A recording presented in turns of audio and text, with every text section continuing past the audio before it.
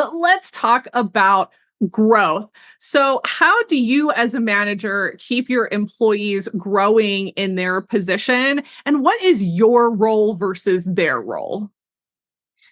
So I think with professional development, I think it's a partnership. I think when we have our one-on-one discussions, one of the key pieces as a leader and a people manager is being able to really identify what are the areas of growth.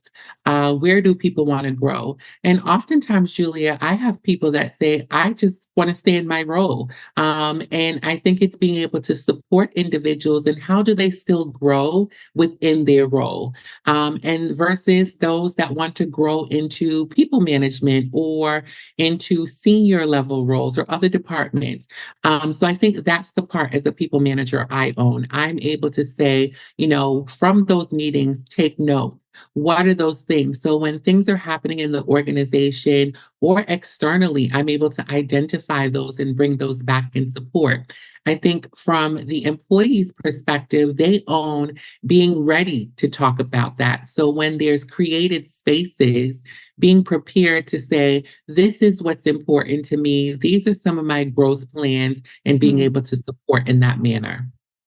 Okay, I love that you gave a nod to the people that really don't want that Mhm, career growth because I've had a number of friends who were like that, or even people who go through seasons where mhm, they're like, I can't be ambitious right now. Like, I just need to be because there's something else going mhm, on. And I love that you said that because I think employees need to hear that. And also, if there are other people managers listening, not mhm, everyone on your team wants to be the rock star, right? mhm, Some mhm. people just want to show up, they want to do their job, do it well, get their paycheck, and go home.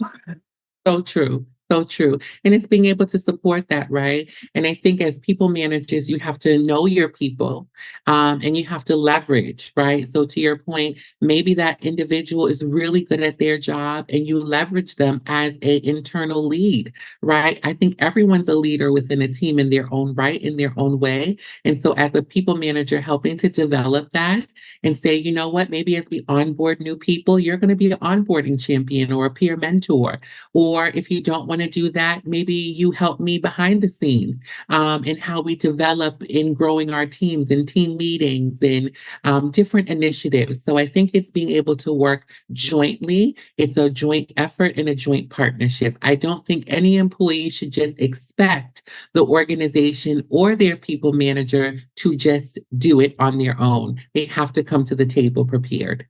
Yes, yes. I feel like that's such a theme here, right? Like, yes, your people manager needs to pay attention to you, but you as an employee, you have to have some idea of where you're going or what you want, where you're at in this season, whatever that looks like.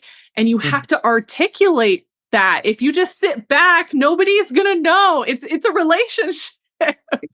It is like any relationship, two-way street, two-way communication, right? So I think, Yes. but I think also, Julia, organizations and leaders have to create space. They have to create psychological safety. They have to build the relationships in order to, again, develop the two-way communication that's necessary to support employees in this area. Yes. Oh, I love that. I love